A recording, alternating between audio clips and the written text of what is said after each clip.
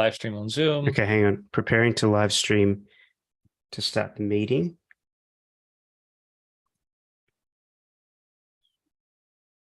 Okay, did you get the pop-up in Zoom? Yep. All right. There we go. We're live. We're live? Yeah. Oh, Not it's bad. happening. Yeah, I see the AMA live on YouTube. We're on YouTube.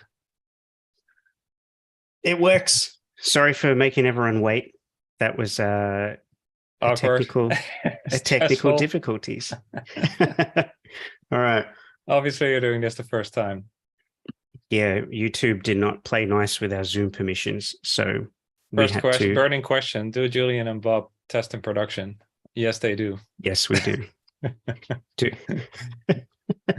do we actually test in advance? No, we don't. So that would explain that. I'm just going to send a message. There we go. All right. Well, welcome everyone to the AMA, the first PyBites Ask Me Anything session, even though we're 10 minutes late. So we'll stay a little bit longer. This is a session we were asked in our PyBites annual survey to do to allow people to get to know Bob and I a little bit better, give you all the opportunity to ask us some questions. So we're going to wait for more people to join. There are a few people on the stream already. So if you are here, say hello in the chat. We're both watching it. But if you haven't met us, I'm Julian. I'm Bob. And you're Bob. We co-founded PyBites. Yeah, we co-founded PyBites. We're the PyBites guys. 6.5 years. That I honestly can't believe. But actually, that's a good thing. So a few people knew that we were going live, but we're not in the right time zone. So they're unable to join us tonight or today, whatever time it is. As a result, they sent through, we've had a few people email through some questions. So I wanted to touch on the question that has something to do with what you were just saying. One of the questions that we got in advance, where did I write that down? Where's the chat? Oh, it doesn't matter. Well, one of the questions was, you guys are in separate countries. Is that correct? So where are you, Bob? I'm in Spain. And you are? I'm in Australia. So how many hours are we apart time zone wise? In my summer, your winter, it's 8, and vice versa, it's 10. But yeah, couldn't be physically further apart, I guess. Yeah, almost on opposite sides of the planet.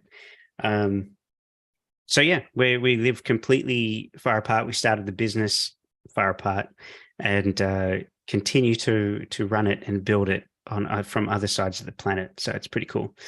Thank you, Reese, in the chat. Good job you don't work in tech with how long it took you to go live. Yeah, thanks, man. That's the thing, right? Python is a specialty, not going live. And look, like I say, deadlines are arbitrary.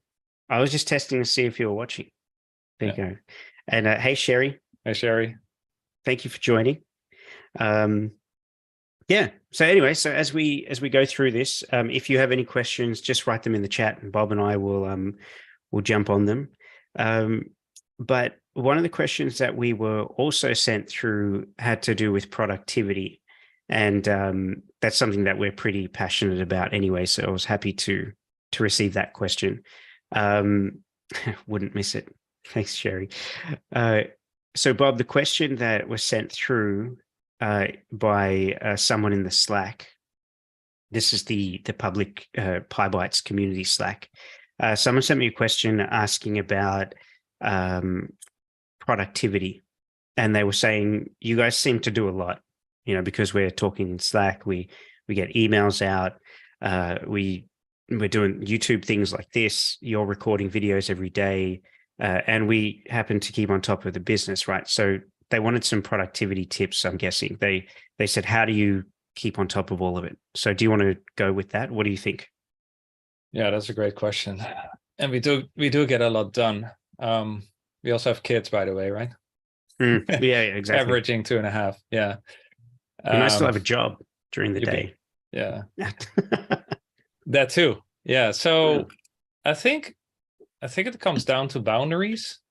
So I think we protect our time pretty well, and we know how to time block things. So, and that's kind of a bit magical. We are pretty social and responsive, but we can also really have the discipline to turn things off and go into deep work mode. Deep work, of course, a reference to Cal Newport's book. So yeah, I think we have this rhythm that we can work for 1 or 2 hours very deeply on a task, and then do a bit of social, and yeah, and then also we work very hard to not get burned out. So we take weekends off. We keep reasonable work hours, or at least spend a lot of time with family and doing other stuff as well. The fitness, we always respect that. That gives us a lot of energy as well. So that's my kind of summary, I think, how it works for me. Maybe you want to go into more technical things. Yeah. Well, we have a question in the chat before we jump to that from Roller. Thanks, Roller. Nice. Good Hey, to see Roller. you. The thing I'll just say quickly is that, and this comes down to priorities. So we often get this question anyway from a lot of clients that we work with, and anyone who wants to learn Python and is just going, where do I find the time? I can't do it. And this is how we organize our day, right? We have to prioritize. We have to make those choices.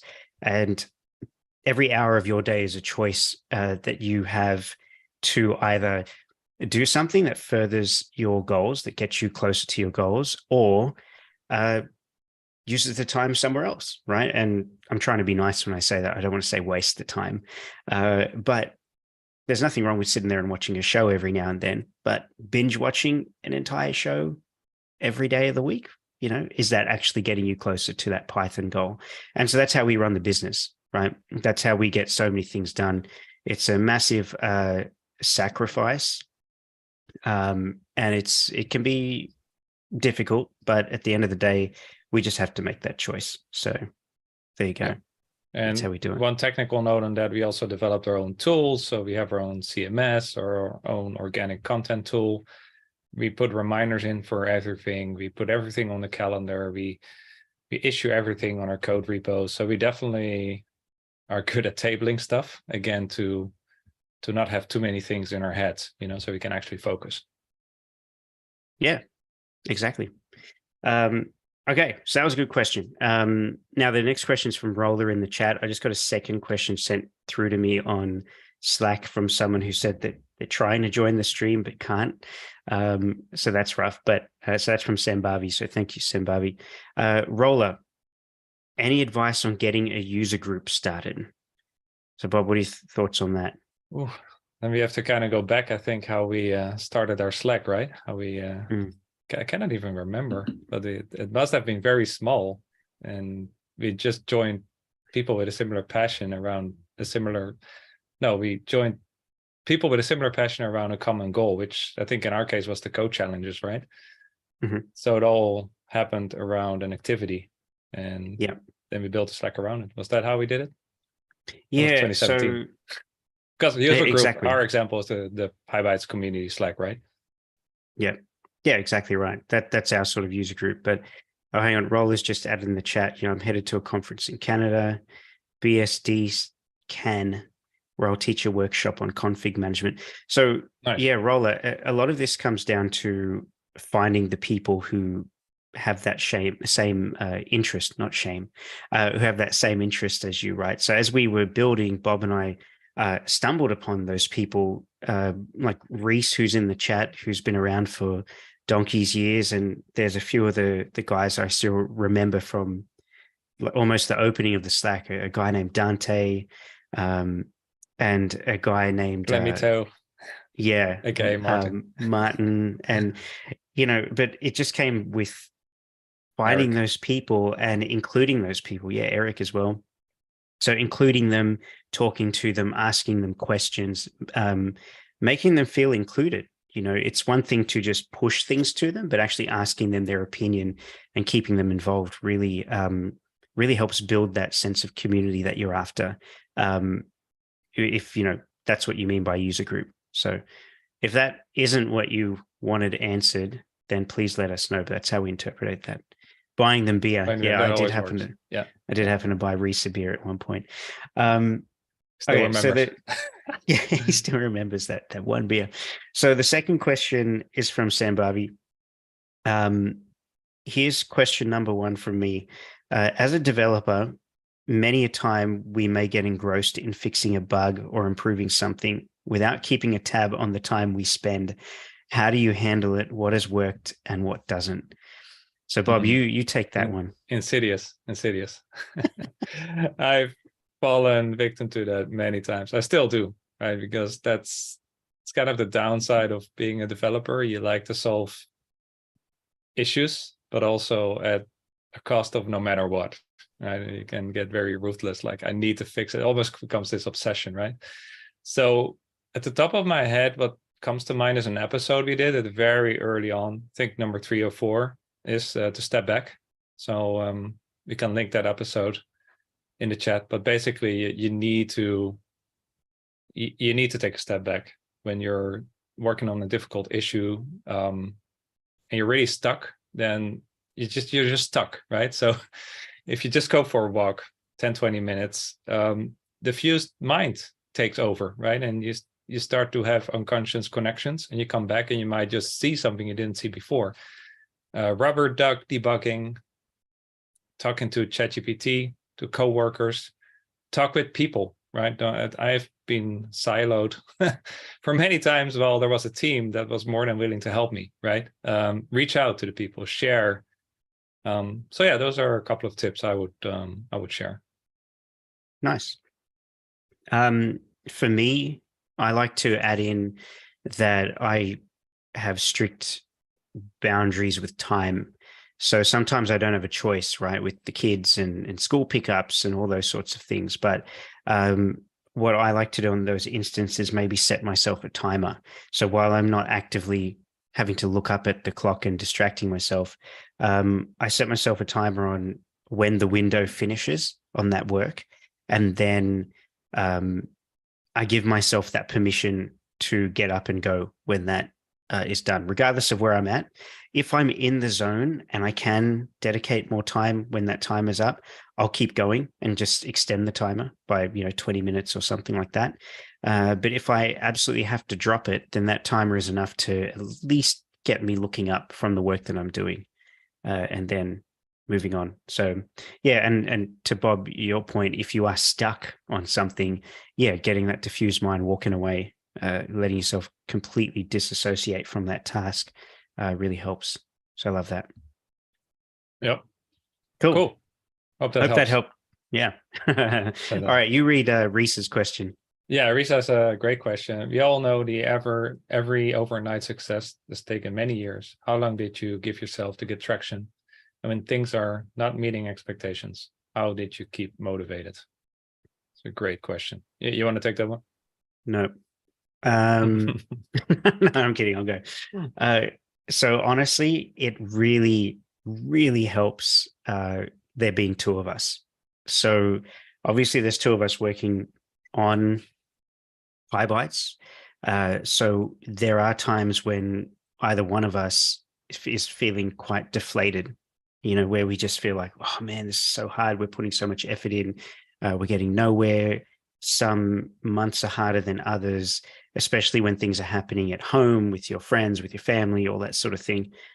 And so in that moment, it really helps to have that accountability partner. It also helps that, Bob is my best mate. So it's very easy to talk about these things. But I would encourage anyone taking on anything like this, an entrepreneurial venture or something that requires this level of effort, to have an accountability partner. Have someone that they are open to talk to, that they're openly talking to, that they can be themselves and share some of the harder thoughts that come along with this when you feel like giving up and you feel like a failure, that you feel that sunk cost bias of, I've dedicated 4 years of my life to this. Do I keep going? Having that person, and in this case, having Bob, really, really helped with that motivation. I'll stop there and let you go, Bob. I have something else, but I'll let you talk. Yeah. Is that the wins file? Actually, it wasn't that, but yeah, sort of. Go. Okay. No, that's a tooling thing. Every Monday we do the wins. So we have this fixed moment where we just celebrate small and bigger victories, and that's very motivating. But yeah, yes, you're exactly right. If you have to do this by yourself, it would be so hard, right? So just having each other to brainstorm ideas and pick the other person up when you inevitably go through those dips. But also the part of the question about how long did you give yourself to get traction? That's also a good. I can't remember what we had set as an expectation, but I would think, and correct me if I'm wrong, it was about a year or so. We said like we should see something in a year, right? And that did happen, right? Because we did 100 days of code that got picked up. I think at the year mark, we were on Talk Python podcast.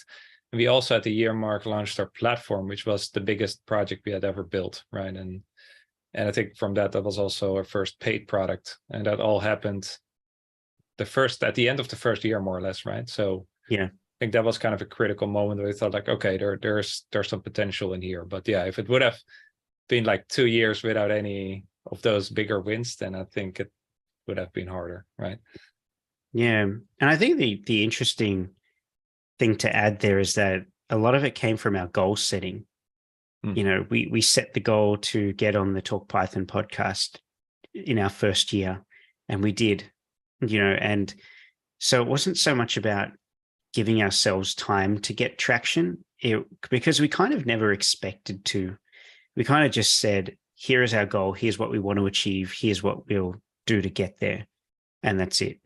We didn't sort of say, if we don't have traction on this platform by 6 months, we're just going to throw in the towel. In fact, I think everything we've created still exists, even though we don't actively, push it or whatever. So, yeah, it's a good question, Reese. Appreciate it.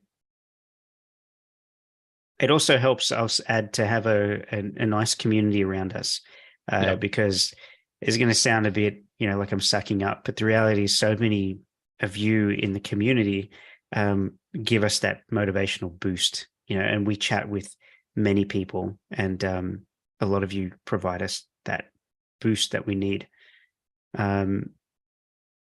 Did you reach out to them, or was it you want to be on there being asked by them? No, it actually, they messaged us. So honestly, we were kind of scared. We were intimidated by the idea of being on the podcast. We didn't even know how we were going to ask the question to get on that podcast, but someone actually messaged Mike at the podcast, Mike Kennedy, and said through the form on his website, and said, you should interview the PyBites guys. So someone in our community did that for us. We didn't even know. That was really and it was nice. Mike that said, this person recommended. So that was a guy named Nick. So I'll always be grateful to Nick for that. Shout out to Nick. Yeah, and I think also we were pretty proactive about it. So we started to move a lot of things. So I think we wrote an article about top resources to learn Python. That got some traction. So we were getting our name out there, and then we hopped on the 100 days of code. And that's kind of funny as well, right? Like we didn't ever plan to do 100 days of code. That just happened organically. And that got traction as well. And that became also the topic of the podcast episode. So I think that's another lesson, right? Like you start with something and you don't really plan how it's going to go.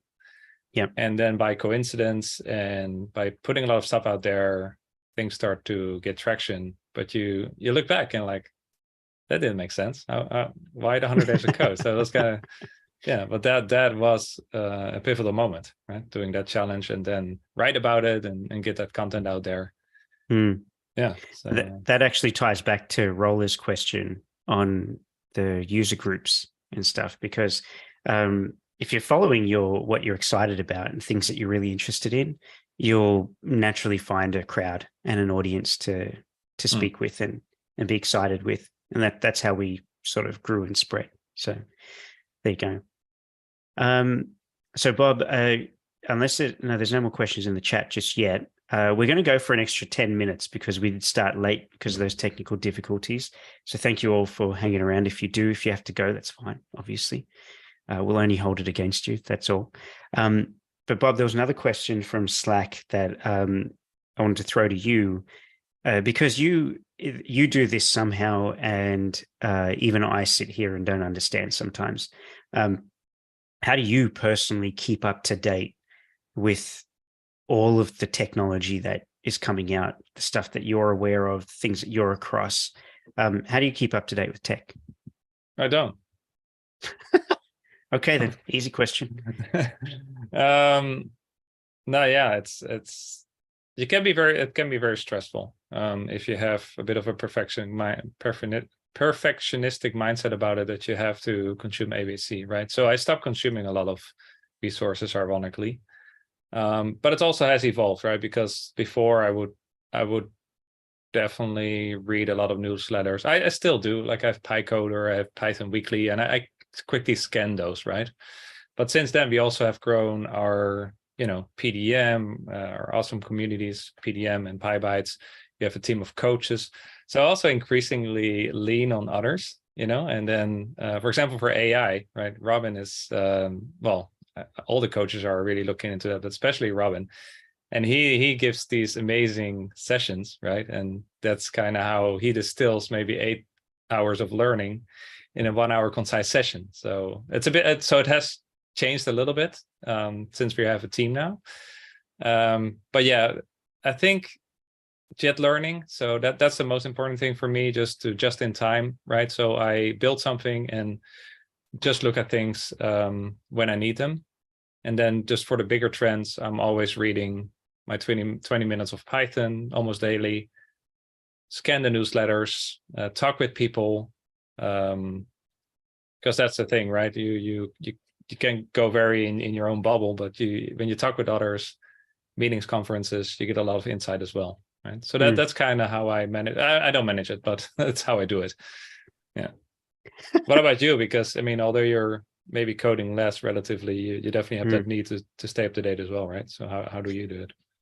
Same thing. That jet learning is the only way that I keep sane with it, because there's so much out there. I have probably 6 tabs open of different AI technologies to experiment and play with, but a lot of it comes down to one, playing with the tech. Just like that email that we sent out yesterday, I think it was, or was it earlier today? It was early today. You just got to keep playing with it. You just have to sit there and experiment. And if it's something that interests you as well. So there are some technologies that just couldn't care less about, that just don't interest me personally. So I'm less likely to spend time with them. I'm not going to force myself to sit there and learn things that I just don't have an excitement for. Now, that said, AI is kind of different. You kind of have to at the moment. You don't want to get left behind, but play and tinker with it. And that's the best way to learn. So, yeah. And a clarification, Jay asked, what do you mean about reading my 20 minutes of Python? So that might have sounded a bit like an inside comment, because I mentioned that on the podcast, I think. But yeah, I because I don't want to read too much Python versus coding and using ChatGPT and just building stuff, I do have those 20 minutes a day where I read either Python or a book like Code Complete. So concepts, right? Like, just inspiration and deeper concepts. So Fluent Python, must read. Now I'm reading That Simple Python, and yeah, those books are great, right? So you get a lot of ideas from them. Or books like Code Complete, Clean Code, Refactoring, those kind of books. But yeah, I try to limit it to 20 minutes because reading can be a bit boring and you have to implement, right? But yeah, I think we wrote it in the email. If you do like 20 minutes a day, you're still getting like 2.5 hours a weekend. So it's a little bit. Yeah. Hope that makes sense. Snowballs. Okay, so keeping an eye on time, we've got a few more questions. This next one's directed at you from Jay again. What does a typical day look like for you? And do you have a fixed schedule? So I know you touched on this a little bit at the start, but what does a typical day look like? Nice. I love that question because maybe people think I'm super structured, but I'm actually not. Yeah, not at all. I don't have a planning. The calendar we have our meetings. I have quite some meetings with the clients and stuff we have to do. But I'm pretty flexible when I do stuff. But overall, I do the deep work in the morning and the meetings more in the afternoon. It's kind of a 8 to 6, 9 to 7-ish day. I do my personal reading in the morning because then I wake up pretty early and then everybody's asleep. And it's really nice to have that. I was telling you today, right? To have that me time. So yeah, there's an hour gym break in between. Must do for me. Relieves a lot of stress, keeps you healthy, in form, in shape. 7 onwards is with the kids. That sounds late, but it's Spain, right? So I guess for Julian, a 5 p.m. kids time is for me 7 or 8 p.m. It's all later here at the Mediterranean coast. And and that leaks into bedtime. That mostly family and kids. So yeah, work. I think that's more or less my day. So pretty unstructured and structured. Yeah. Okay.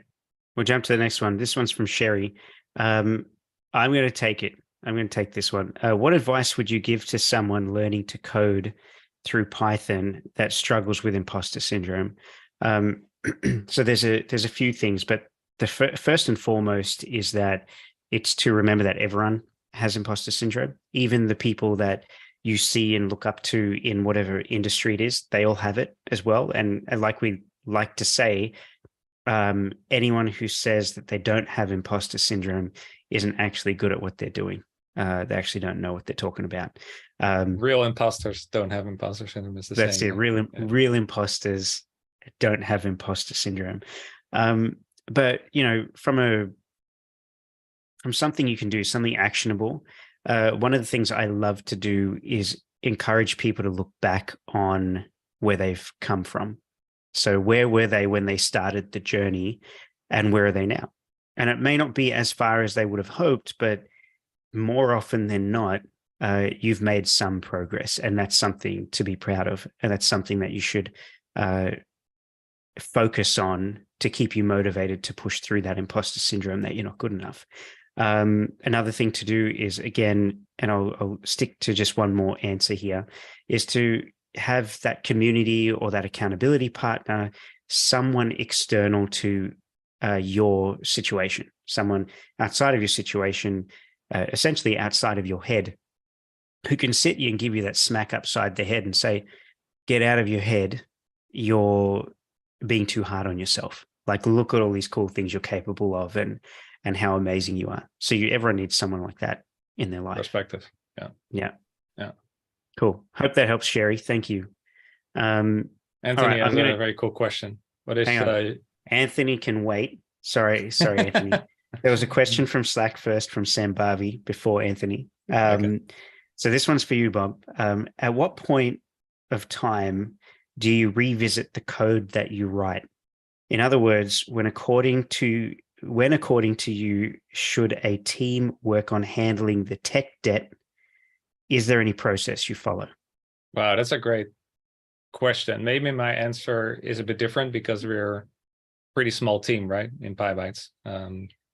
So the tools are, it's not like we have a big SaaS, well, we have SaaS apps, but not like it's a team of 50 or 100 developers like you see in these big companies, right? So maybe our tech debt approach is a bit different and less needed. But yeah, that's a great question. There's definitely, I think mostly we do that when we have a big initiative going on, like a big refactoring in one of our apps.